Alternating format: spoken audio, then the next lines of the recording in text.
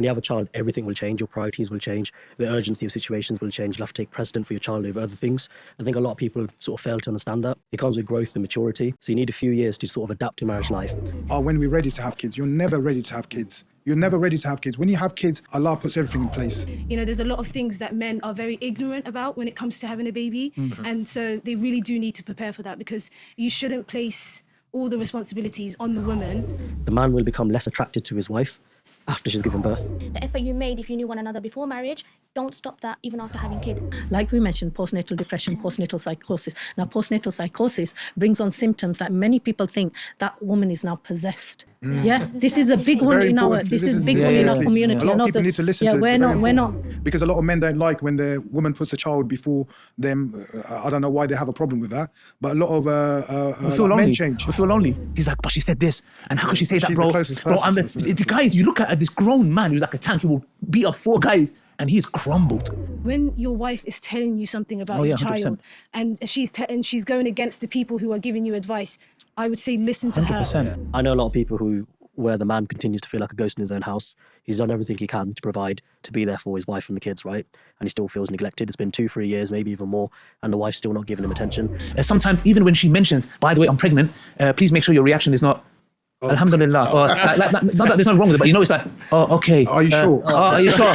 Okay, I need to go. They go a bit weird on their wife. She's acting different. She's doing this. She's doing that. The thing is, this is like they don't even understand what she's going through. Yeah. There is a sense of freedom in not having If a you child. want I'm to not enjoy saying- freedom, then they shouldn't get married, should No, you can have freedom in a marriage.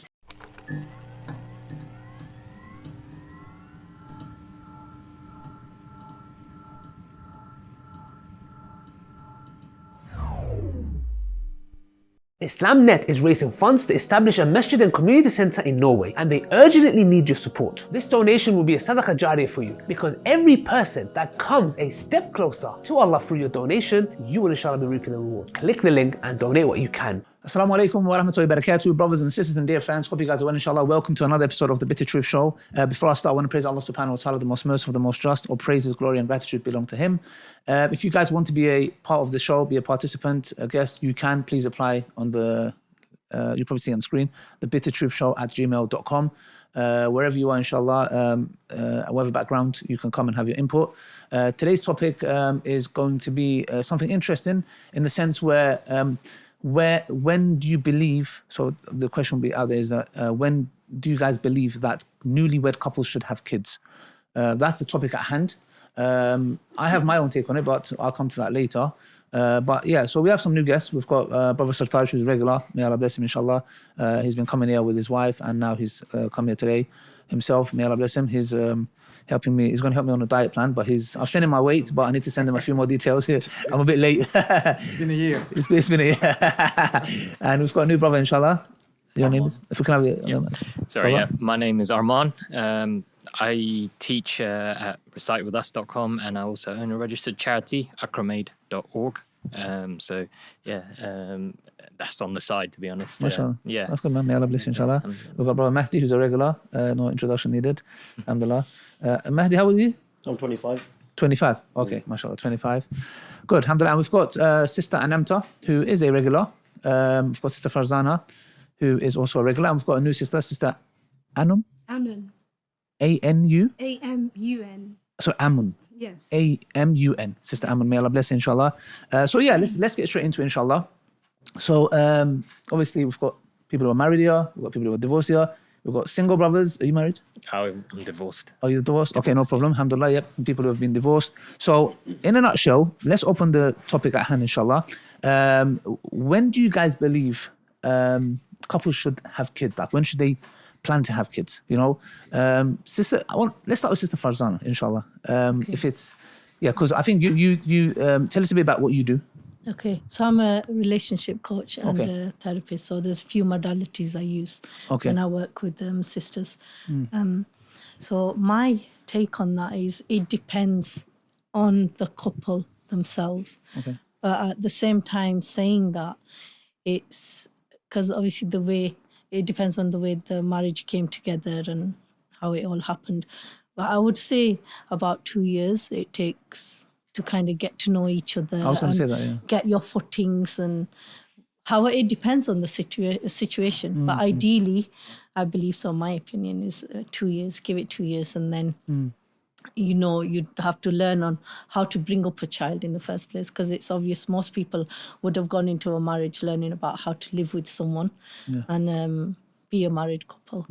But yeah, so that's what 2 years. I've heard 2 years a lot of places, but I don't know. Does anyone disagree? Is there? Yeah. So let me say, I think like first year should be knowing each other when you get married, about knowing, getting that relationship strong.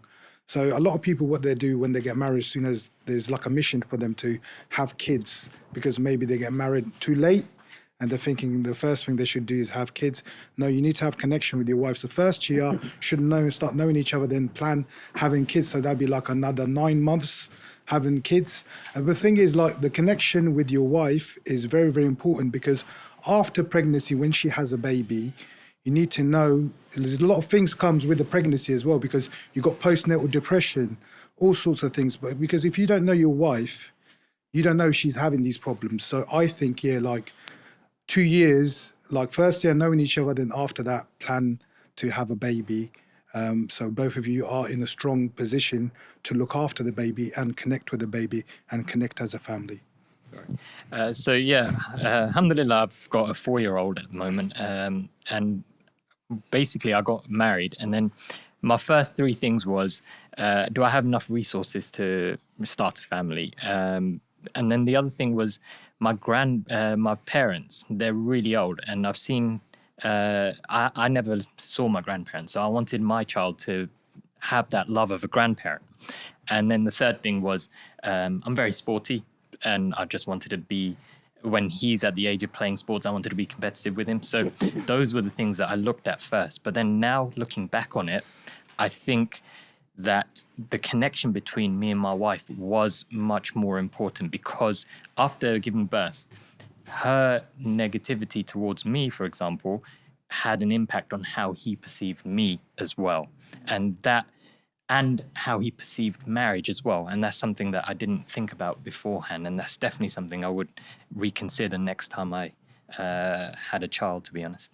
So I agree with Farzana's point as well with when you have a kid, everything changes, right?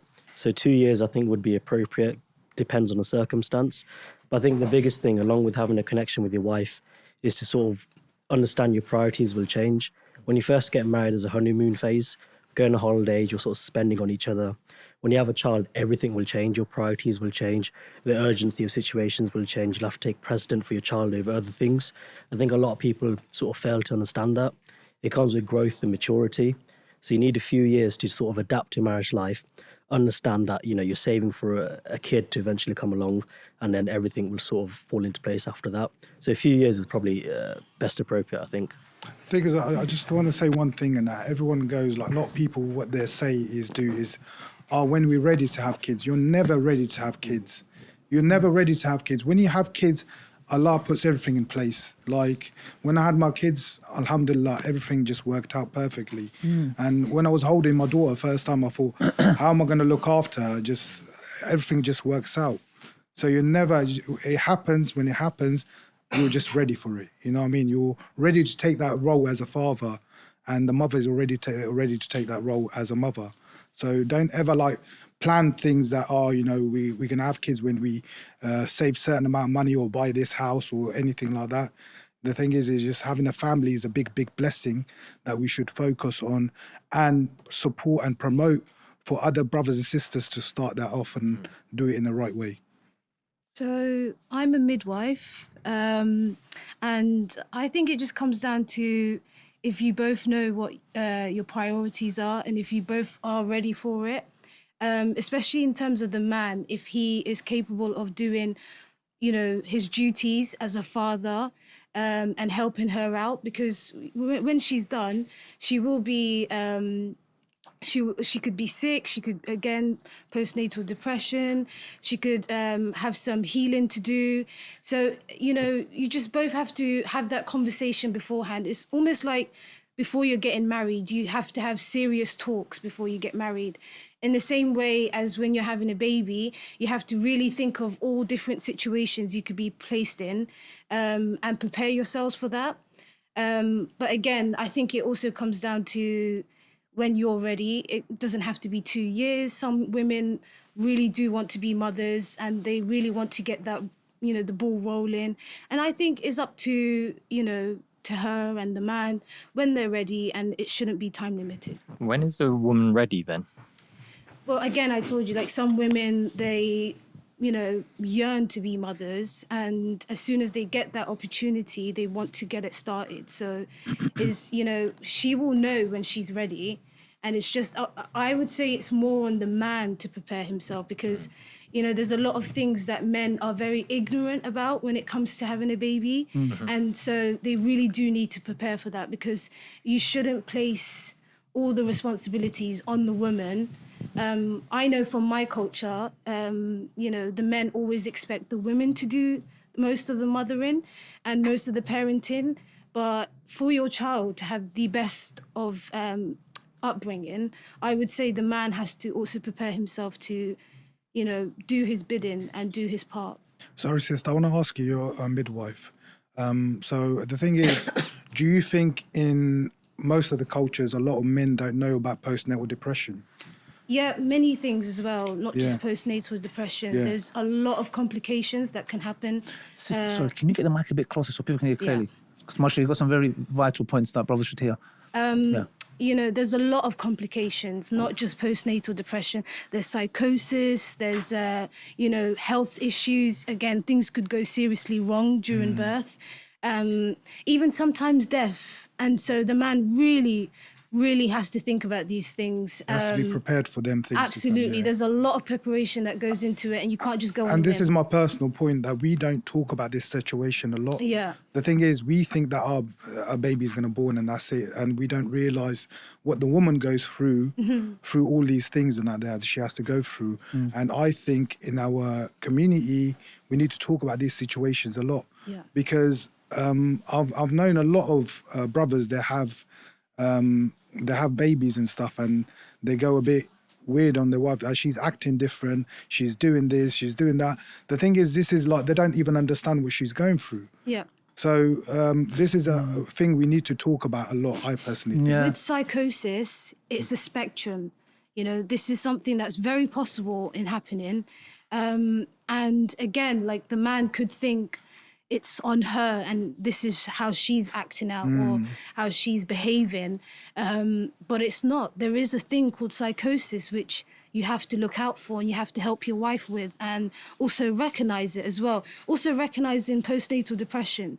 That's also a spectrum. It's not just, seeing her being upset or crying. It could really be a mental struggle and she won't talk to you about it, but it's on you as a husband to realize and see the signs. But this is why I say, like, the connection is very, very important. If you don't know that you don't have that connection with your wife, you won't be able to read her. That's the whole thing, and that's why I say that connection with your wife is very important, because my wife had postnatal depression and I picked up on it straight away. So I'm trying to get the right help for her, and she used to have bad thoughts and all sorts of things, but it was my job being there for her at that time. Yeah. She didn't want anyone else. I was there for her. And this is like, that's why I say having kids, you need to have that connection with your wife first, to have the understanding if she's going through something bad or you're going through something bad, you can understand each other's body language. Yeah. It's very, very important, because sometimes we don't talk about things. Sometimes we're doing something wrong, but we don't even know that we're doing something wrong. So it's for your job, for your partner, to pick that up. Yeah. So Very, that's very why it's important for the man to mature Yes. and understand his sort of responsibilities as a husband and a father before Yeah. he just sort of even wants to get married, to be honest with you. The big problem I've been seeing quite a lot is the man will become less attracted to his wife after she's given birth. It's a very common issue that I've been... That's ignorance, I would So say. obviously when a woman gives birth, like, things will change about her. She might gain weight, she might lose weight. And a lot of men, they'll sort of fall into that category where, she's not attracted to me, I don't feel attracted to her anymore. Some men won't even sleep in the same room as her anymore and expect her to sort of deal with it. Yeah, I've seen a lot of personally cases had the personally. totally opposite reaction, because she was more attracted to me because she was mother of my kids now. So that kind of brought her even more close to me. So the thing is, I don't know, I've heard few stories, but I think that's kind of backward mindset. But personally, if a woman who carries your child, you have a child with, and what she goes through, giving birth to that child, you have more love for her because what you see, what she goes through. Yeah, it is. I mean, like, I'll be honest with you. I've had brothers here. We've had a discussion about this. I don't know if you had the whole topic on it about being there when she's giving birth, etc. Obviously, there were some brothers I don't want to mention who were like, and I understand. I understand for those who don't want to be there. I'm talking about those who are balanced in the sense where they're like, listen, it can affect my connection to her intimately. Do you get it? And that's valid. That is valid. I have to be honest, that is valid because you're seeing that. It can be graphic for some people. For some men, if they're like, I do, understandable. But this doesn't necessarily, like, for example, I've been, like, my 2 daughters, like 3 of them, I've been there.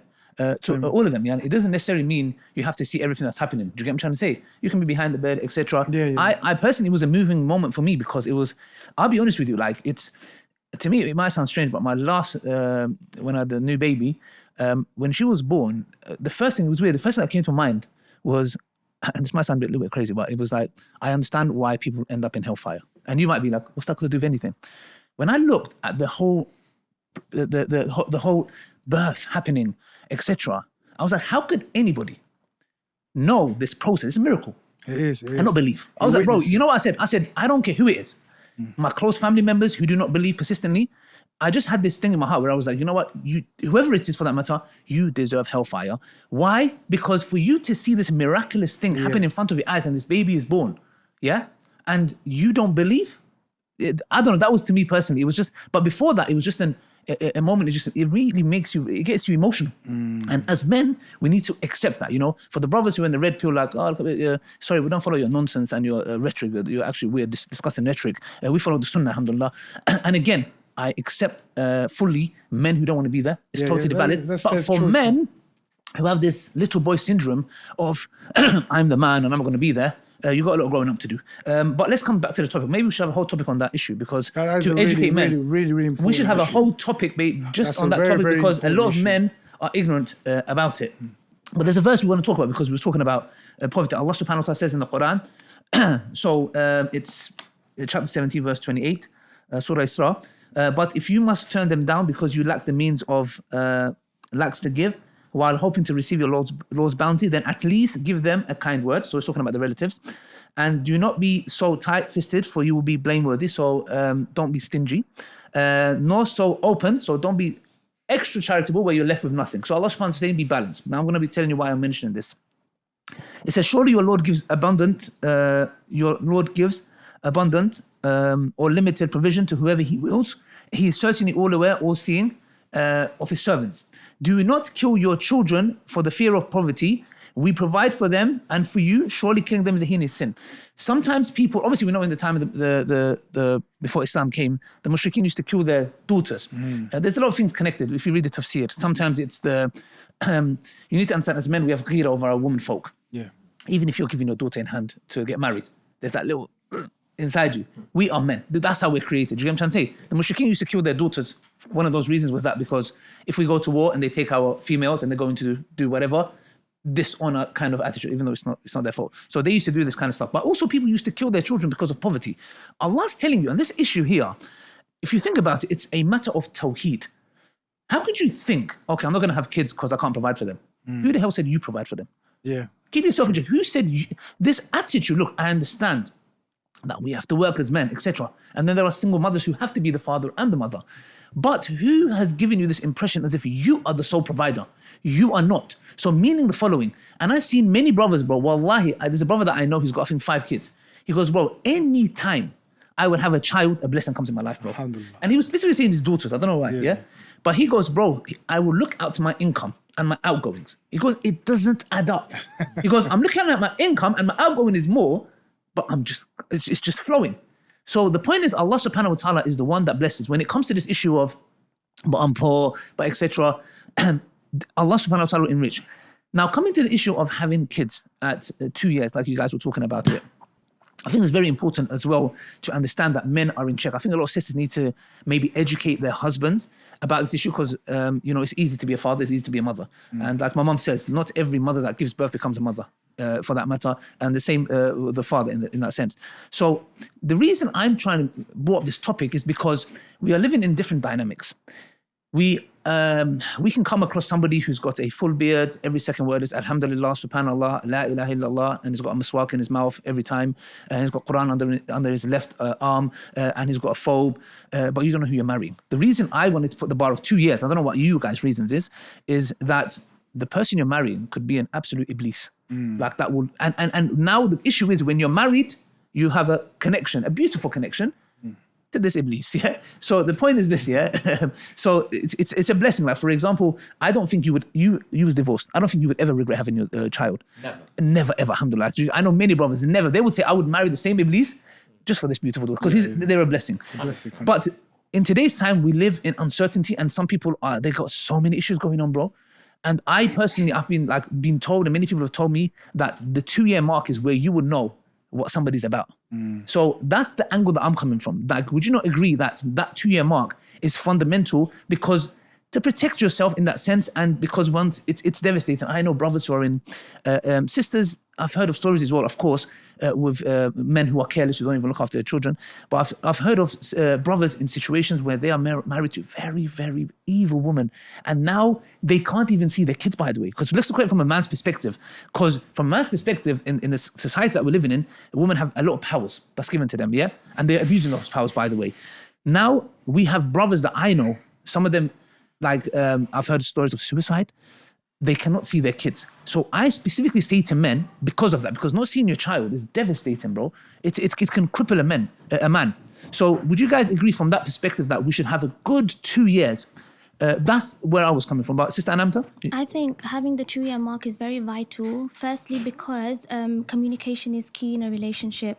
I feel like, especially with people that have arranged marriages, there's that kind of distance in being comfortable talking to your partner, and having that 2-year mark where you travel together, spending time together builds that kind of comfortable aspect in your marriage. And then with that aspect, you're able to talk to your partner, and within those 2 years, there can be a million things you can talk about. That's whether that's having a baby, and when you talk about when you have family planning, and you're talking about having a baby, you can talk about arising issues that there are within society, and just in relationships in general as well. So with that building that communication is very vital as well, because then I believe within that 2 years, you know your partner, and the family that you come into, it takes effort from both sides, not just the woman, not just the man. I feel like it's an effort from both sides, because ideally you're both going into each other's families, you're meeting each other's parents, you're meeting each other's siblings, etc. So I think that 2-year mark is very vital in order to build your communication with another, so you can talk to one another comfortably. I think we can all agree that sort of the question of when to have kids is sort of situational, isn't it? It's sort of exactly, yeah. The reason I said 2 years is because for me personally, I know I'll have that connection with my wife by then. We'll have the honeymoon, we'll go on holidays and stuff. I know I want to settle down by, a certain age. And that's a target for me as well, because if I'm not ready in 2 years after marriage, when will I be ready? I'll keep pushing the age higher and higher. So that's why I said 2 years, essentially. I think it's a good mark to have. Would you guys say 2 years is something, we can generalize it in the sense, I believe it's a safe zone. I think it's safe. Yeah. 2 years is a safe zone. Yeah, safe zone. The only issue we would have, if I'm not mistaken, is that, is there ijma that 2 years is a... Yeah? Okay. So I would say the only issue we have is you need to understand the sisters, biologically, their time is ticking when it comes to a certain age. This is a reality. Okay. Which maybe we can, if there's a difference of opinion on this matter. But again, I understand with Allah subhanahu wa ta'ala, all things are possible. We're just talking about tying our camel. The reason I'm saying that is because there might be a sister in her 30s or late 30s, because there is statistics that show that her chances of conceiving do dramatically fall. Again, in Allah's hands, all things are possible. You can be 40, 45. Allah subhanahu wa ta'ala wills it, it will happen. We have no, we can't say nothing about that. But if that sister who's, let's say she's in 34, 35 years old, she marries a brother who's maybe, I don't know, in his 35, 40, he can have kids till he's 70, 80. Now she's like, okay, look, I don't want to wait 2 years. I was coming from that angle. It's just the first time before misunderstanding. But you can correct me still if there's any, like, I didn't mean it in that way. But again, it's a reality, which I have to stick to the reality, which is the biological clock for a woman, it's more limited than a man's. Scientifically, yeah. Scientifically, but with Allah subhanahu wa ta'ala, all things are possible. I Yeah? actually disagree. Please, sister. I've had women who were 55 years old having babies. So the biological clock, it's a generalization of women. And it is a thing. It definitely is a thing. You can't have a baby past 60. I mean, if Allah has blessed you with that, then alhamdulillah. But, you know, the biological clock, after 33 years old, you're just called geriatric. What does It's that mean? not... Can you educate us? Like, what do you mean It by just that? means you're, you know, you're More prone to, mature. like- Yeah. Okay, is it like your uterus, if you really want to get into it, your female reproductive system Yeah. is a lot more aged, so you're a lot more high risk. That's all it means. But you are still in your Of childbearing course. years. Okay, so we do agree that, look, if Allah wills it, for like you said, you've had experience, Yeah. you're a midwife, 50 years old, 100%. Yeah. But exceptions do not make the rule. We're saying generally, Yeah. what I mean by this, by the way, I'm not getting into the whole biological, I'm saying a sister who's in her late 30s Yeah. or mid 30s who marries a guy, and that guy says, listen, I want minimum 2-3 years. To her, that's 3 years. She's thinking, I'm Yeah. 34, I'm going to be 37. I'm talking from those dynamics just to give Yeah. clarity. I'm not trying to bring the whole thing of the biological thing. I'm saying, what would you say to that sister? Because sister's going to be like, I don't want to wait. I've been waiting 30, like this many years, and now you're telling me to wait another 2-3 years. How would we find the middle path? Because to her, those 2-3 years can be vital. For him, he's thinking, look, I don't know you. I want to get to know you. I don't know who you are. Do you get what I'm trying to say? How would we balance that? That's where I'm coming from. Because we've agreed about the 2-year mark. But now we're dealing with a sister who has a right for a child, but now the guy's like, well, no, I want to get to know you. I want to go holiday. She's like, I don't want holidays. I want kids. So, I think she should wait. I think, again, it goes back to being prepared. Both sides should be prepared. She may want to rush it. And this is why I made the point of this whole biological clock thing. It shouldn't really be on women's minds. I know it naturally will be. Isn't it but what I'm trying to statistically- say is that women should really have faith in themselves and have faith in Allah that, you know, that risk will happen for them. And they shouldn't have this clock over their heads, really, because honestly, you've got, like, if you're 33 years old or if you're in your 30s, you still got a good 10, 15 years of having a baby. So if you're, you know, your partner's saying, let's wait 2-3 years, you shouldn't feel this clock, like, at all. You should just, you know, Just to interrupt, think though. about things in life. I'll let you in finish, general. sorry. No, it's all right. You sure? Thanks. Sorry. Yeah, yeah. So just to interrupt there, statistically, scientifically as well, women do have a biological clock. I Yeah. understand what you're saying with women shouldn't think about it to the point where, you know, they want to have kids ASAP. I understand that. Yeah. But for example, I've got a friend who's had a kid at the age of, like, I think it was 40 or something, I can't remember. And their baby came out with, like, a lot of issues, genetic problems. High risk. Yeah. Exactly. So Yeah, yeah. that's why women tend to want to have children at a younger age, because they Yeah. know they have that biological clock. So Yeah. I think it's important to take both accounts, Yeah. sort of both cases. So you shouldn't rush into it, but you shouldn't Mm-hmm. delay it to the point where your kid's going to be at risk. Yeah, but Yeah. the thing is, it's better to be safe than sorry. You know what I mean? So, Yeah.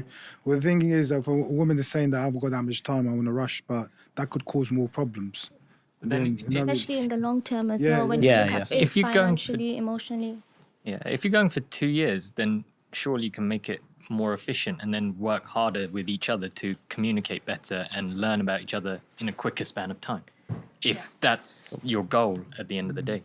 I think I'm going to jump in Please, there. sister. I think the answer to your question is that this should have been a discussion that they should have had prior to getting married, because True. But you know- have to discuss these things, because you can't just jump into a marriage and then say, okay, we'll discuss this later. Because a lot of times when a proposal comes, the individual might have been in a place where they've been looking for someone for years and years, and all of a sudden, you know, they found this person. So it's ideally have these conversations prior to getting married rather You than... can, but let's put ourselves in the shoes of a sister who's 34 years old And obviously we have the stigma as well with that, which they shouldn't. Then we have the realities of our biology, again, with like, for example, when it was Ibrahim alayhi salam, was Ibrahim alayhi salam's wife where she was like, I'm barren. Exactly. For Allah subhanahu wa ta'ala, all things are possible, 100%. This is our deen. This is our religion teaches us, yeah? But it's just to obviously understand the reality as well. So keeping that in mind, now, they can have a discussion beforehand, but how's she going to feel in a power dynamic where he's 40, he can have kids till he's 80. She might be thinking, oh my gosh, this, that, etc. I'm already... So for him to say a couple of years, and she's thinking, it's been hard to find someone, he's a good man, now she's going to have to put up with that. Because she's going to... If he says, well, that's a no-negotiable for me, she has no choice but to be like, well, okay, but then... Do you get what I'm trying to say? I do get what you're trying to say. But yeah. if it was non-negotiable, then that should have been discussed. Yeah, Prior. yeah. Because you can't go into a marriage and then all of a sudden change everything and say, no, I thought about it, but it's not right for me, so I'm going to. Change their mind, Yeah. don't they? A lot, not just sisters, sorry, a lot of, you'll have the initial conversation of when you want to have a child, this and that during a marriage, right? But people change their minds after they get married. But you know what I mean? They do. One thing I want to say that people, like when they're more older, like in their 35, when they're 40, they're more mature than younger people. So it might not even take that long for them, because when they're younger, they make the mistakes, and when you're younger, it takes you longer to know things, know about yourself. When you're at that age, you kind of more mature. So it might not even take that long for them to kind of My come up friends with a decision. had this exact situation you're talking about where he's planning to get married to a girl, right? She wanted to get have a child by a certain age. They discussed it late on. So after they discussed all the sort of marriage ceremonies, all of that, then they discussed, oh wait, when do you want to have a kid, by the way? She said age of 26, but he said, I actually want to have it a bit later because I want to enjoy sort of freedom and stuff. And they end up not getting married after that. No, but I think it's valid though. If he thinks he's not ready for a marriage, why should he feel pressured into... there is a sense of freedom. No, hang on a minute, mate. there is a sense of freedom in not having If a he wants, child. if he wants to enjoy saying... freedom, then he shouldn't get married, shouldn't No, you can have freedom in a marriage, but then some people feel trapped when they're having a child. There needs to be It's sort not of... a trap, it's a blessing. That's what we need to look but at. the It's man not a trap. can see it as a trap in a sense where he'll feel his social life, career will be limited to an extent. thing is, for what me I'm saying is personally- he needs to overcome that. For me personally, before that's he not a just real decides to have a man. kid. If a man thinks like that, People do he's think not a like real that. man, because the thing is, having a family is for us is for me personally is everything. Looking after my kids is everything for me. So if a man thinks he's trapped and he's going to lose his Maybe freedom, so. then The he thing should is, stay single. not every man is like you. That's the thing. And alhamdulillah, like, you know, you've got a good mentality when it comes to like having a family. But a lot of men, they don't want to feel pressured into having a child. They want to have a 4, 5 years, 3 years, whatever it may be, then have a child afterwards. Maybe Especially they're not at doing that well in their career. Exactly. Me as a 25-year-old, I would not want to have a kid at this age because mentally I wouldn't be able to do it. I've got a social life. I've got so much stuff going on, 2, 3 jobs. I wouldn't be able to handle a kid because mentally I just wouldn't be prepared. So why would I then- rush into having a child? But the thing is, brother, When would you want to have a child? The thing is, Say again? brother, When would you want to have a kid? Like, let's say roughly. So I'd say, let's say if I were to get married today, yeah, I'm 25, I'd give it... Okay, well, I'd give it like... Yeah, I'd give it... Are you done? Okay, cool. So I'd give it a couple of years, so maybe 27. the thing is, 28 brother, around that. look, what I want Yeah, to say to you that not bad. when you have kids, you think, oh, you can't do anything. You've got so much going on. Just everything works out. With me personally, I was working so much. I was doing 3 jobs, day and night, only 2 hours sleep. But I still found time for my family. So the thing is, and this is the mentality that people think that, oh, you can't do this, you can't do that. I can't look after my kids. I can't give time to my wife. You find time. Allah gives you that time. Allah gives you that blessings. You know? Do you want to add on something? So what if you got a situation where a husband's become a father and he's not fit to look after the child? But that's a different situation. He shouldn't become a father then, should he? But When you're saying that he should just, with Allah's blessing, he should just do it. Allah will bless The thing is, him, no right? one's ready to become a father. But No what one's about the ready. people who literally, when they get married, they decide to have a kid and they're horrible fathers? Would would you you not say would is you a not horrible recommend it? father? Like not there for the child, not there for the wife. Would you that's- not want that's that a man to different man. mature first and then eventually have a The child? thing is, when do you mature? When do you mature? There's no age of being mature. when you know when you can prioritize your child over your social life. Well, when you have a child, That's a sense of- you find okay, not maturity even in social life. Prioritize your child over anything else, because that is the most important thing. Prioritize your wife and your I child. think what Mehdi is saying, I think I kind of agree with both of you guys in the sense where what Mehdi is saying, there are irresponsible men out there. Yeah. And let's be honest, there are a lot of irresponsible men out there. Yeah. For men, having a child is just to them it's just an intimacy. It's just like okay, yeah. So there is a lot of irresponsible men out there, and like Sartaj said, with these kind of men, well, again, we'll blame the sisters a bit here in the sense as well. As long as there's irresponsible men, why do you even pick this kind of man? Let's be honest in this aspect. Sadly, the sisters make some choices that they shouldn't. Oh, he's a bad boy. Yeah, okay, then deal with the bad that comes with it. Yeah. So the thing is, real men, like you said before, at the sense where we'll give an exception to the rule with your friend. For example, there might be specific reasons where he's delaying it, but generally, a man who is getting married and does not want to have kids for a good 2 years, like we said it's good. Yeah. 2.5 years, it's very reasonable. Yeah, especially if you guys are really young. I would even say 3 years. If you're young and you're like 20s, etc., bro, no problem. Take your time. Take your time. However, we'll go to Anamta, but however, if you are going to get married and in your head you're like, I don't want to have kids for 5 years, this man, I would say alarm bells. Like, why do you not want to? What priorities do you have? And a lot of the times, which I've noticed in married couples as well, the problem is greater in the head than it actually is. I've noticed so many times where couples have issues, problems of a specific matter. But you know, wallah, it goes back to Tawheed. Everything, by the way, all our problems in this dunya goes back to a lack of Tawheed. You have an issue in your head and the problem is bigger in your head. The reality you have in your head is not even the reality that's happening. And then when Allah subhanahu wa ta'ala, look, I like giving examples in my own marriage, okay? A specific issue that we had with me and my wife, and it was like, look, and my wife was like, no, this, that. I was like, look, just let's wait and see. Yeah? And you know how women, sometimes they can be emotional and you need to understand them. And I was like, look, it's not how you think it would be. And then when it came to be, and it did happen, and I gave her that look, she's there. I just gave her that look and I was like, yeah? And why? Because sometimes we make problems, and it happens with me sometimes. I exaggerate something. And then I'll be like, actually, she had a point there. Because our problems in our head is bigger. But what the issue is when I say it's a lack of tawheed is Allah had other plans. Like you said, when you got married, Allah made a way for you to have time for your kids. Yeah. When you have trust in Allah, what you have in your head is sometimes from shaitan. Oh no, this is going to happen. How you look after them? When you're giving in charity, this happens a lot. Yeah. Oh, you're going to be poor. Oh, but you're going to lose money. You can use that money somewhere else. But does sadaqah ever make you poor? Never. So it is we take the trust of what Allah and His Messenger said over our limited understanding. So that's why sometimes don't make the problems bigger in your head than is. And a man, I believe, who's going to wait 4 or 5 years to not have kids and he's got other priorities in place, like, I don't know, I want to go chill with friends or whatever. This is a man, there should be alarm bells too. The thing is, I want to put one point through that. This is a very important point, and that if you've been married for a year and the sister can't see having kids with this the man, or the man can't see having kids with this woman, this is a big thing that we need to keep an eye on. Because the thing is, like with me personally, when I met my wife, start knowing her, that was the only woman that I could see having a family with.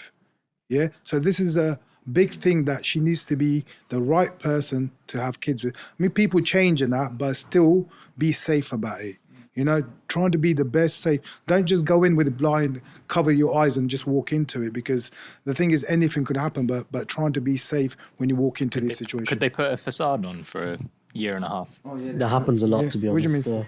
As in, they're like somebody totally different for like the first year and a half, 2 years, and then and then after giving birth. Yeah, well, the thing is, like with birth stuff, now when a woman has birth, they can change.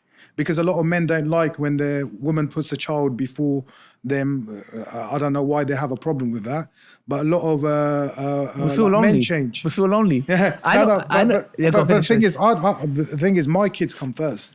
If my wife put my kids first, and she knows I put my kids first. But what if you're being neglected? I know men who've come to me and said, bro, I feel like a ghost in the house. Like my existence is not there. Like kids, this. And then after this, me and my wife is at shopping. And she's like, I need to get this for my other daughter and this one. And I'm looking at her. I'm like, what about the other baby? Yeah. So I was like, what about the other baby? Yeah, but I do that with I'm like showing more attention to the kids, and I'm like, whatever. It's normal. It's the mother nature. It's the mother instinct, which you're a midwife. You would know. You can educate us a bit more. Yeah, I was going to say, like some mothers, honestly, it's a mental struggle for them.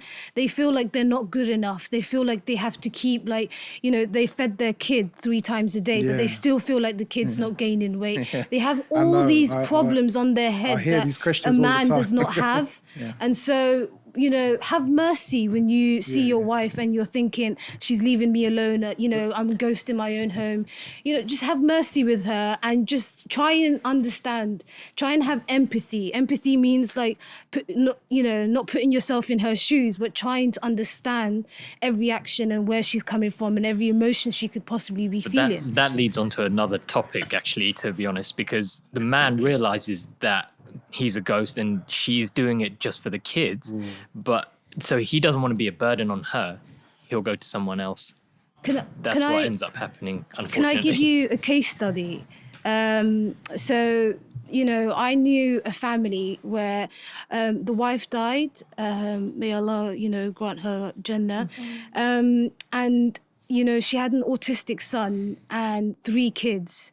So that's 4 in total. And so the husband, he was she had the baby and then she died. So the baby was still a baby.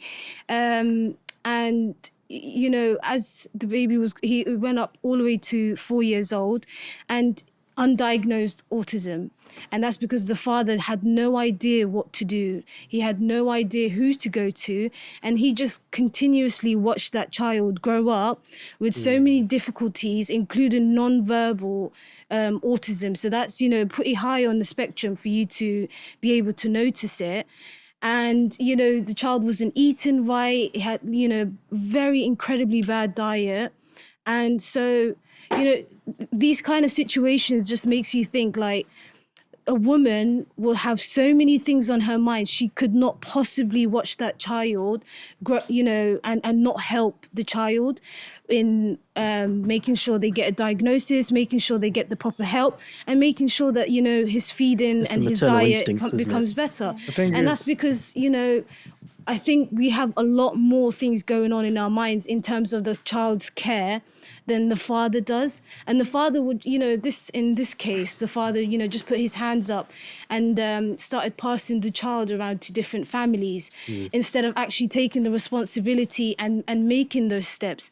And that's, you know, But he's a sister, he's a father, he's a provider. Like if you think about it, maybe it might be in that sense where he has to go out and provide. And this is where we need, this is why it's so important. We complete each other as men and women. It's a team. So it is. And I'll be honest, like some men are very ignorant to this stuff. That's why it's so fundamental to have the motherly instincts there, and it is really. You have to think about these things. You have to think about infertility. You have to think about your wife dying. You have to really put yourself in these, you know, in that thought of process. You know, to think, had anything bad happened, can I step up?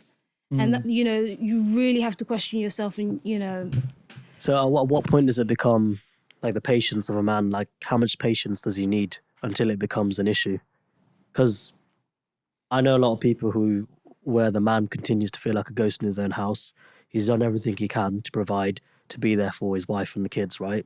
And he still feels neglected. It's been 2-3 years, maybe even more, and the wife's still not giving him attention. There's like a big disconnect between the two now. He's not sure why. Yeah. So what can be done in that situation? Communicate. Yeah. Communicate from the beginning. Yeah, like communication just speak is very, to each very other. important.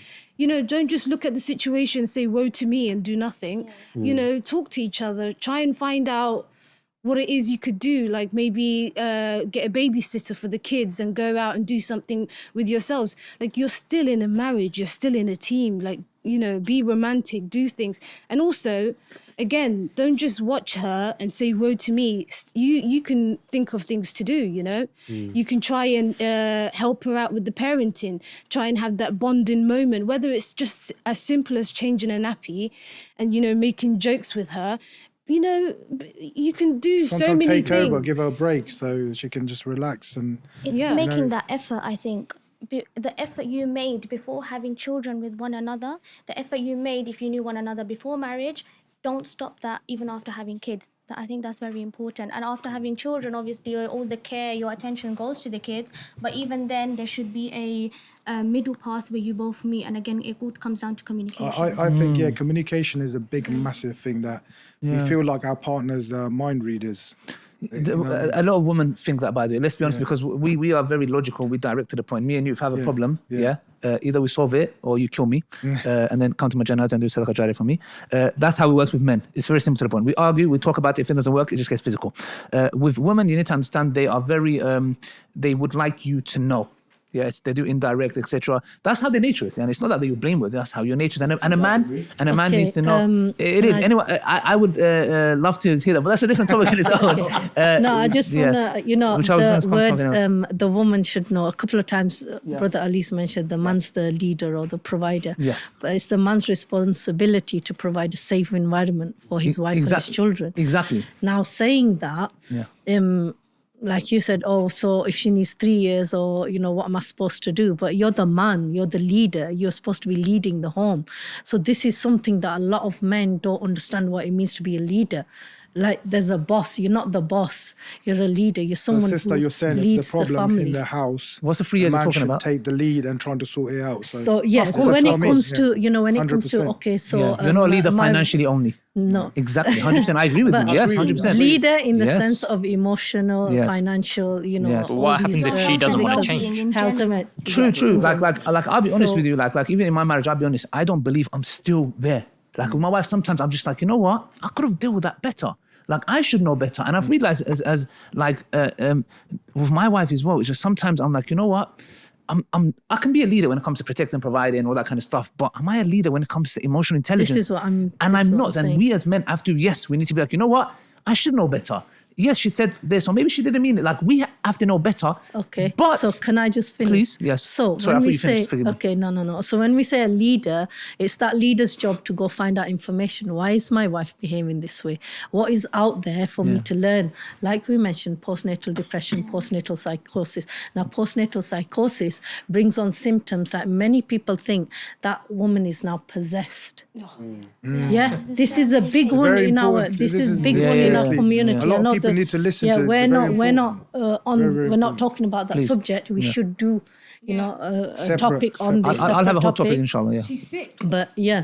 So a leader is someone who leads the family. What does that mean? Go out and gain the knowledge. She's a young, especially if you're married to a young woman, even if you're married to a woman who's in her 30s, 40s, she might not herself looked into what happens after having a baby. Why not? We think about baby after 9 months you have a baby, but I don't- what comes with on, that? you You know, sometimes sisters themselves don't know these Yeah, things. so I don't want to be constantly negative, right? But I'm just offering a different opinion. I don't I necessarily agree with understand this. that, but I'm trying to So- also educate people Yeah, out there exactly. that we say There's- leader, there's, we say um, provider. Yeah, definitely. Yeah. We need a devil's advocate. Yeah, exactly. We're yeah. throwing So all these words I agree with around, everything but you guys yeah, have said, yeah, right? so- But again, there's been situations where even if a man's trying to take charge, right? Sometimes, What do you mean by charge? Okay, like leadership, all the things you just Okay. suggested, taking sort of charge in the household, taking care of. So- Do you know what I mean? Being there for his missus, essentially. Okay.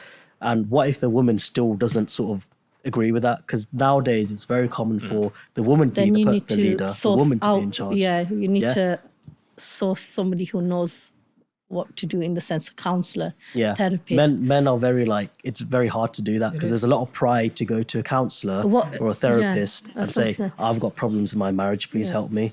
Can we just, all right, let's do this here. Let's start talking about the solutions that these two individuals should discuss in those 2 years before they have get married. Yeah, I think let's talk about the solution, which we already are. But one thing that I would talk about as well is that our sisters need to understand, the whole point of the show is obviously to preserve the marital union because there's a direct attack on that.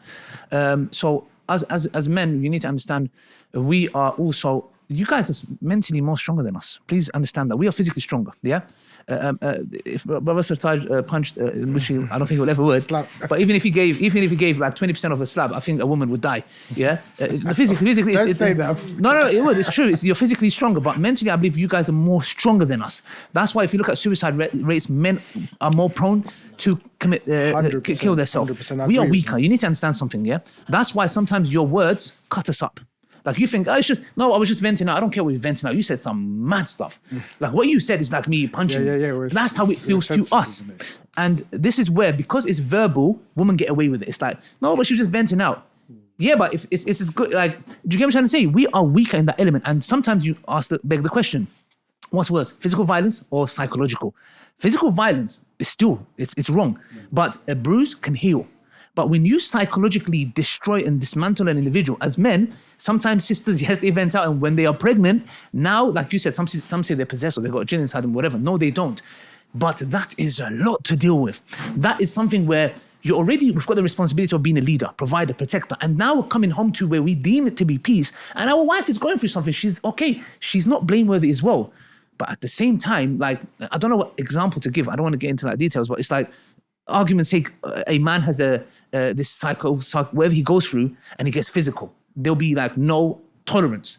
So what we're saying is, as men, please understand us. The words are very hurtful. Have mercy on us, because we might look tough. Like, I mean, if someone saw Brother Sirtaj, they would do a U-turn and be like, you know, I don't want to really mess with this guy. But wallahi, I'll be honest with you, like you, even like Muhammad Hijab, but wallahi, I know brothers who are like a tank. They're built, the guy is like a tank. But they would come, I've heard stories, they would come and they complain about their wife, bro. I'm thinking, bro, you're a tank, bro. What are you on about? But I understand, because I'm like, he's like, but she said this. And how could she say that, She's bro? the closest Bro, person I'm to us, isn't it? the guy is, you look at this grown man who's like a tank, he will beat up 4 guys and he's crumbled. So please understand, as men, we look harsh and we look mean, and somebody tries to say something like, but we are really deep down weak. So I would say to sisters that are watching this, please understand, yes, we want to, we can put up with it, by the way, as long as it's nothing physical. And, you know, you're saying some mad stuff, by the way. We don't want to give you guys like, you can all, like a buffet, you can all you can eat, yeah? There should be tolerance. So where do we draw the line where you understand, as men, we look strong, but we are deep down weaker in that sense? So can we talk about some solutions from you guys maybe, and then we'll come to the brothers? So is it us guys first now? Yes, please. Okay. Yes. So yeah, Maybe I think. to the sisters and advising them as well. Yeah. Do you want to go first? Okay, yeah. So communication is the key. So a lot of the times, us women are told that men don't care, you know, and a culture's a big one. Yeah, Culture's 100%. a massive one. Culture is a where- big problem in our situation. Now I'm the man. You deal with having a child. You deal with the house because I'm the leader. I'm out. I'm gonna go financially provide. And some men stop at that. I'm financially providing, and that's it. So therefore, how does a woman then connect emotion to you, because you're not showing any emotion towards her? You're not understanding that she's going through something. Or if you're just saying, yeah, I'm the provider, I financially provide and I work. So as a society, what are we doing to our men and women? How are we programming them? What is programming us? If you look at it, if you look at media is a big one where, you know, women, they cry all the time, but men are these, you know, strong individuals, no matter whether they're built or they're not built. But a man is strong, physically strong, mentally strong. All of this, the strength is given to the man, that he's the strong one, and then women are looked upon as weak. Now, what's happening in our society? Women are playing the role of men. We're not weak, we're quite strong. Yeah, know, mentally, yeah. So what's It's happening? switched. Women's It's beliefs. switched. Yeah. So Yeah. yes, we're strong in the sense, okay, in some cases mentally giving birth, physically we are strong. So now if we look at that, and you know, Allah subhanahu wa ta'ala has blessed us with that, not the man. So now where do we go down the road in that sense, that man's physically strong, woman's also strong because she can give birth to a baby. So, you know. I think men, we're not physically strong. So, like, we're not. So we're physically in the sense. we are physical. Look, I'll you be know, honest. Physically, there's bil ijma. There's no thing. But Yeah. when it comes to psychologically, mentally, we are not as strong. This so this very- is what I'm saying. We need to, Yeah. as a society, we need to be educated. So on okay, this. what should couples speak about before? So they're gonna like, okay, we want to have a child in 2 years' time. Let's prepare for that. Let's have those talks, etc. What do you like as a midwife, sister, and then sister Anamta as well? What would you say a man? So talk to a man and say, what should he prepare for with his wife? What discussion should he have with his wife? And also, please, can you educate the sisters who are watching also, is we'll give them some nasiyah, and then we'll come vice versa to the brothers, because you have some experience, you have had a child, I've had a child, you've had a child, and inshallah we can help Brother Mahdi. All Why not, the man? brothers watching as Get well, married, yeah. inshallah. You got some good experience here, Aki. Come on, Mahdi. Learning a lot, yeah. I would say, first of all, you know, we can go by society norms in terms of like these discussions and stuff like that. But really and truly, when you're with your husband or vice versa, your wife, you're a team. Forget the outside world, forget society norms. You guys know each other more than anyone else in the world. You guys operate in your own way, in your own team, in your own, you know, again, like, you guys both know each other's strengths, you know each other's weaknesses, and it's not based on society norms. So when you say, oh, like the woman's a lot stronger mind than the man, and the man's a lot stronger in physical, that's just society norms. Take yourselves out of that. Don't be brainwashed by what society is telling you, and just go off what you two are vibing off each other, okay? You guys both know each other more than anyone else in the world.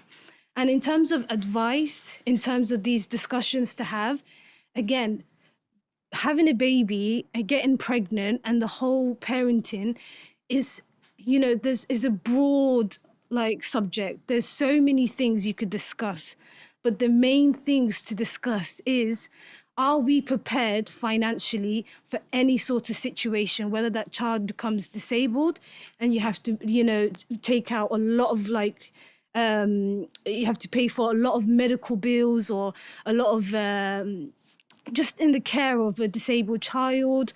If your wife dies, there's so many subjects you could talk about, and just to sit down and try and cover as much as you can. And also the midwives, when you go to your antenatal, appointments, we do cover these things with the women and the father, and we do have chats with the father as well. And so you will have a push towards what kind of things to discuss. And it's upon you to use your initiative and just be ready, be vigilant, be ready, and just that's the only way you can really prepare. And also the biggest thing is Allah, making dua, a parent's dua, between that and it being accepted is a piece of cloth. You guys could really prepare yourselves in that sense as well. So there's many things you could do, and just cover your backs and be ready. That's all I could say, honestly. And also enjoy the ride. Don't be too scared of it, because it can be fun. Can be is the key word. Yeah. Yeah, I think there's a lot of educating to be done as well, a lot of research within that whole let's say, the whole 9 months. You have a lot of time to communicate with your spouse, getting to know, because you're still in the process of getting to know her. That will never stop. You will always find out something new about your spouse. And within that process, I think, don't just leave it at, we're ready to have a baby, we're financially strong.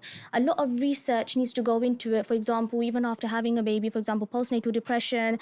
Some women sometimes don't even come out of that whole situation. Sometimes for them, therapy, counseling doesn't even work. For them, sometimes speaking to your spouse might be the only thing that works. So I think not leaving the conversation as, I have a good job, I have this much, I'm able to have the baby. The research needs to go into, the aftercare, the looking after the child, the pattern, the family dynamic, how that's going to change, your shifts, and all of that stuff. Having those conversations with your wife. And sometimes there might also be things that she doesn't know, so you can educate her. There's sometimes things you won't know. She can educate you. So that way, it's a balance. It works both ways. There's a lot of effort needed. Should there be any conversations with the wider family as well? Absolutely not. Yeah, I think having a child is for example, like Sister Why not? said. After you finish your sentence? Like Sister said, it's you as a couple having a baby, not anybody else. At the end of the day, the responsibility is for you, the mother and the father.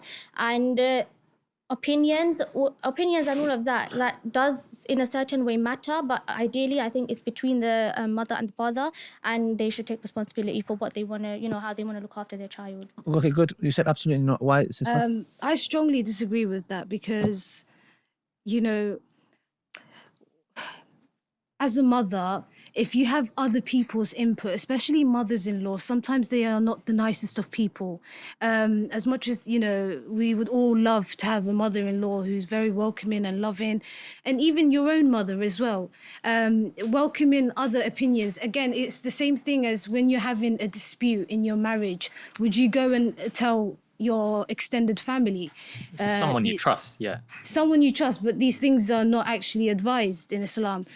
You should have your disputes within each other and trying to solve it out within each other before you go out to the extended. Not dispute. So we're talking about, for example, preparing for having a child. Yeah. For example, the dynamics, like in my house, my mother-in-law and my mom also plays a key role in like helping with the kids. If it's blessed, then absolutely. Yeah. Like, so if you're talking Yeah. about a toxic mother-in-law who's trying to tell you Yeah. what to do, etc., is going to make situations worse, 100% understand. But I think they should have that dialogue discussion. Where my 2 pence piece from the experience that I have is I think those discussions should be had. And also, like, for example, sometimes the baby always, let's say, cries odd nights, odd times of the night. But sometimes if a man is working, I think it's good to communicate with your wife and say, listen, I understand you need help and I am here to the best of my ability, but if I'm working a shift and I'm coming, that night I will not be there unless it's something urgent. Like, okay, but other than that, I mean, do you get what I'm saying? Because sometimes the wife doesn't really understand and comprehend what the man is doing because she can't see. You know, he's out there working. He comes and he's like, but I'm providing for this house. Hello, you know what you feed the baby with? Yeah, I pay for that. So the point is this: to be clear and be like, listen, look, for example, I am free. I have a day off on this day. I'll be able to aid if the baby's like not settling, etc. But I work Monday, Tuesday, Wednesday, Thursday, Friday. I will not be able to aid you. If you want, if it means it's really struggling for you, either get your mom to stay the night, argument's sake. Those discussions should be had because sometimes conflict happens where she's like, I've been looking, I'm sleepless. Yes, I know, but I'm going to work. Yeah. Do you get it? I think that dynamic has to be settled so she understands, look, I'm working. It's not from a malicious place. I'm not, because it looks like, okay, I'm looking after the baby and I'm looking at him and he's snoring. Yeah, so and because she's not in a good place, she's thinking, look what I'm doing. Sometimes please sisters understand that man who's snoring, he's snoring for a reason, which he's tired, he's come back from work. Don't see that as, oh, he's chilling. And please, because I've seen a lot of marriage sometimes break down when kids have happened. This is why I think it's important to have in-laws, good in-laws involved, because the mother would come, my mother-in-law would come and stay over, and I would have no problem because as long as, okay, she's aiding, she's helping, etc. And then sometimes my mom would help wherever she can because inshallah, the dynamic is good. But if the dynamic of the mother-in-law is bad and toxic, as a man, it's your responsibility to sadly protect your mom's fitna from your wife with all due respect to her. And you know, do you know what I'm trying to say? There's a way to go. Talk about this stuff. If you don't talk about this, it's going to be chaos. I think communication, like you said, is fundamental, bro.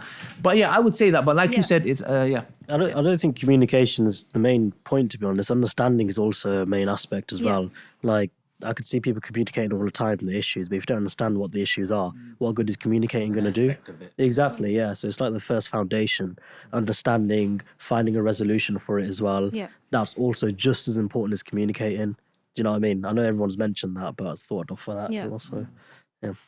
What I want to say is the thing is, a marriage is a blessing thing for us as well as having a child. And the thing is, the connection for the husband and wife is very, very important, because for them to be together, to bring up a family, they need to, like I say, communication and understanding is very important.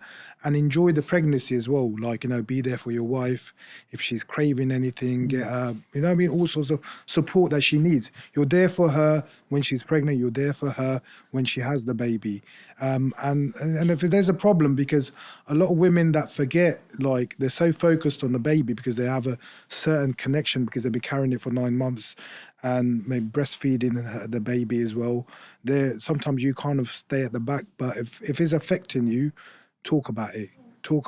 Talking, I think, in our relationships, and I think a lot of Asian community, we don't talk a lot.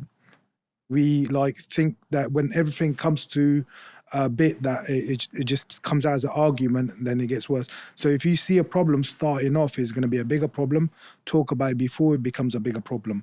And I think that's a very important point. Isn't that the defences are going to be up though, aren't they? Isn't that a big problem?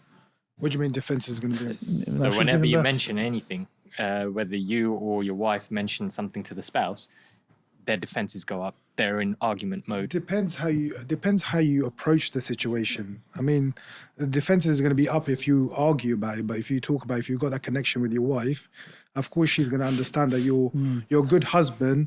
You only look after you got your best interest. They're not going to be defensive. They're going to be, maybe I am, or like. But they might do. They're not in the right state of mind as well. Again, this is where I guess, look, I have to be just here, is where we men have to we have to ride it through. It is hard. But the thing is, like, it is hard. Islamically, we have It's to not make easy. excuses. You know what I mean? If someone's in, like, even if someone says to me, like a stranger says something wrong to me, I have to make excuses for him because he might not be having a good day. So if you make excuses for strangers, why can't we make excuses for our wives? It's true. It's true. You know what I mean? Yeah. It is. It is. be Mercy merciful. should. Be merciful because, like, it's not an easy thing because, like they think about the child, the connection with the mother and child, they think about the child 24/7.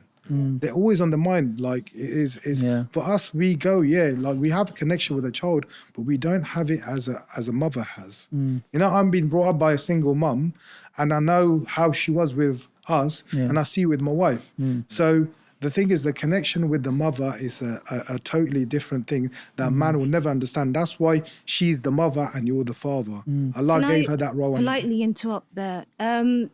In a medical sense, there's this I can't say Phenomena. this word. That's the one. Thank Yes, you. that's okay. It happens to me so many times. There's this thing that we say mothers know best, and that goes deep into even knowing when there's a internal health issue with your child. It could be something very small as a slight temperature change, and the mother could feel it. She will know.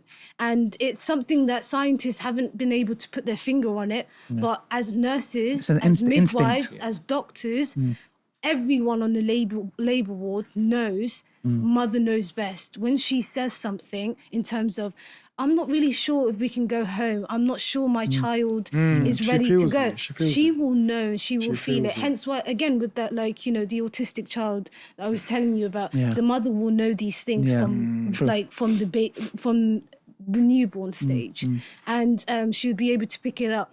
And so again, it goes back to bringing other people's opinions into it.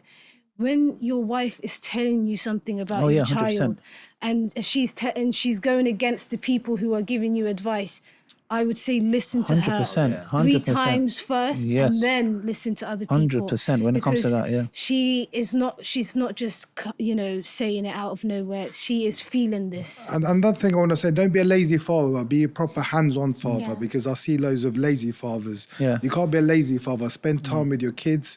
It's very, very important because the thing is, your kids will see that. If your daughter sees that, she'll be looking for a husband like you. If your son sees that, she would want to be a husband like you. So this is a very important thing because the cycle continues.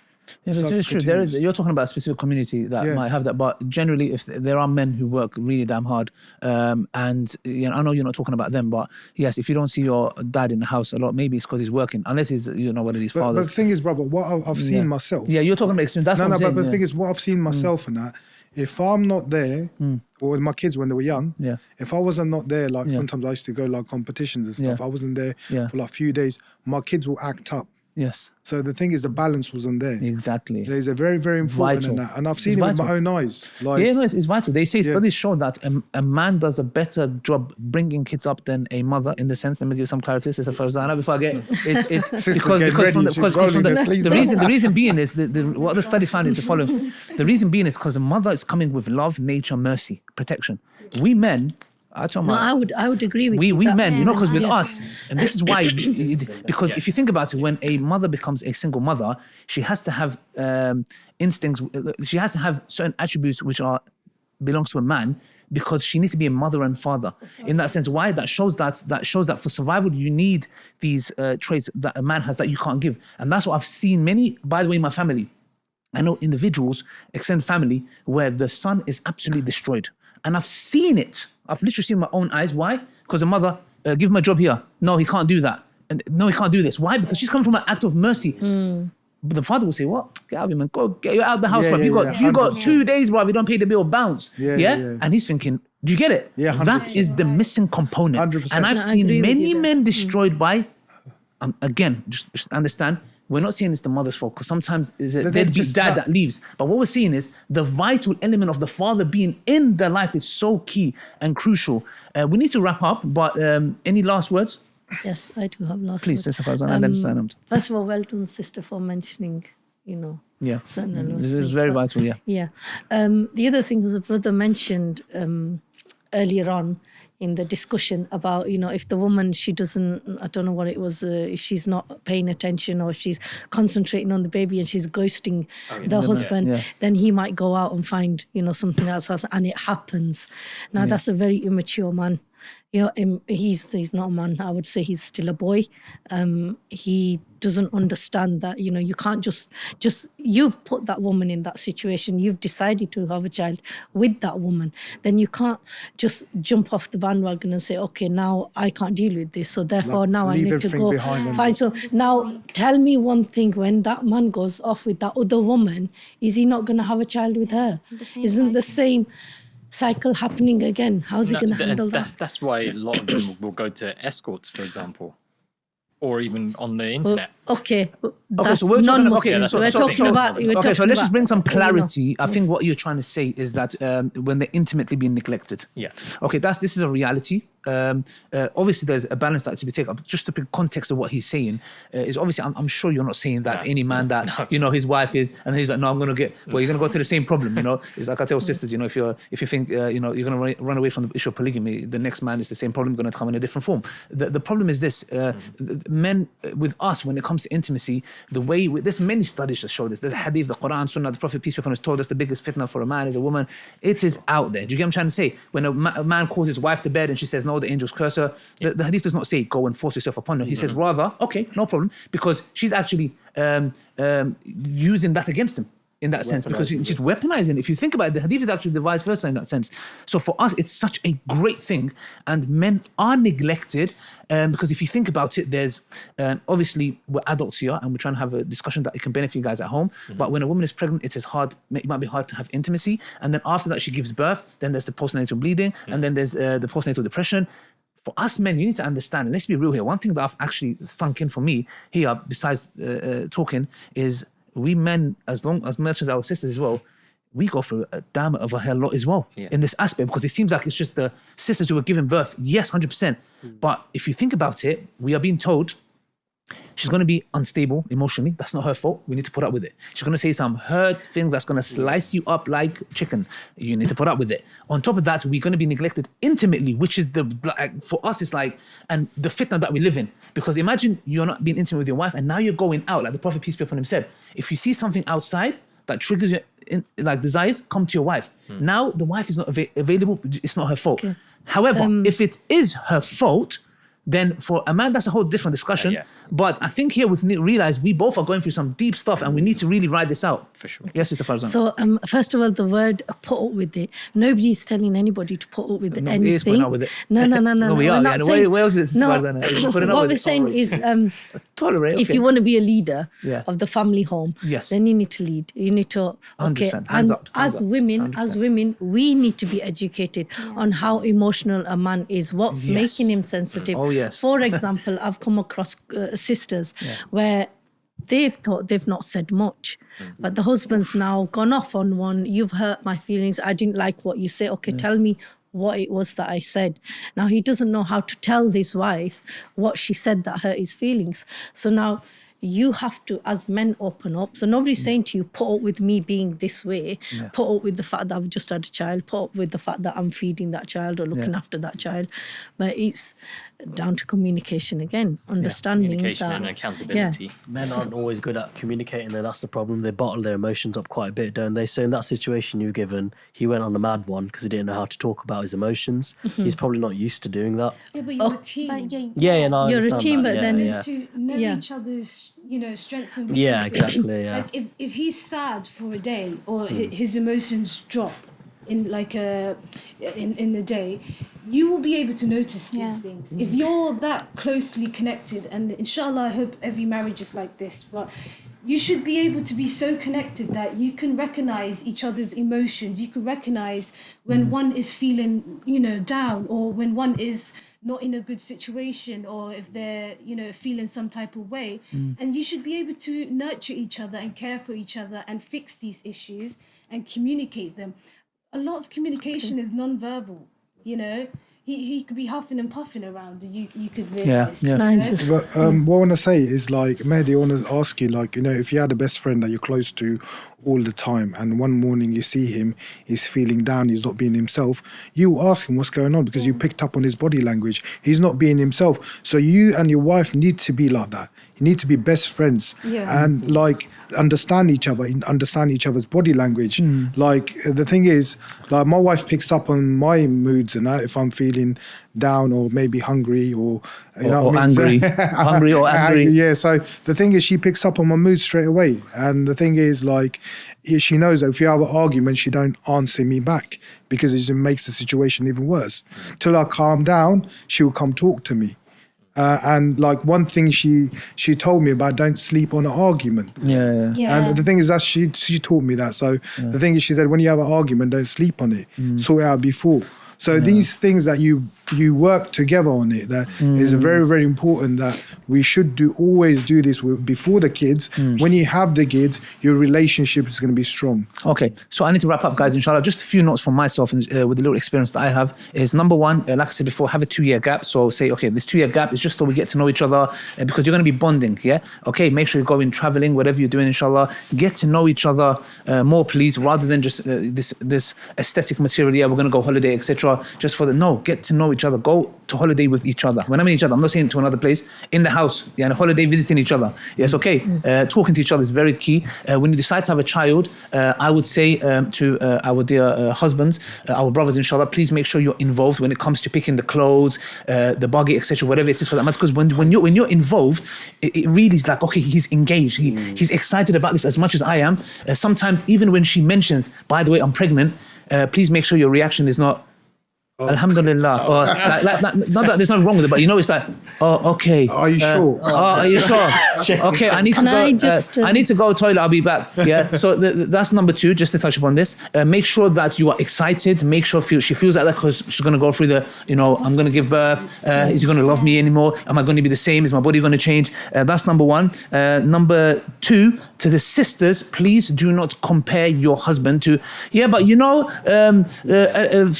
whether her name's Alicia's husband has it. Please don't. If he can afford a buggy that is £120, say Alhamdulillah. Don't compare your husband to other people and be like, oh, but he doesn't hit it. Wallahi, it is catastrophic because to us, that is disrespect. If I'm working, providing, doing all that kind of stuff, and the only thing I can afford is a £150 buggy, I know you're telling me, but my friends got a £800 buggy. I don't give a damn about your friend and a buggy, yeah? Okay, I don't know what kind of relationship they have. So that's number 2. Number 3, speak to your in-laws. So get the dynamics. For example, me and my wife, she said, usually in our culture, it's, you stay in the mother-in-law's house.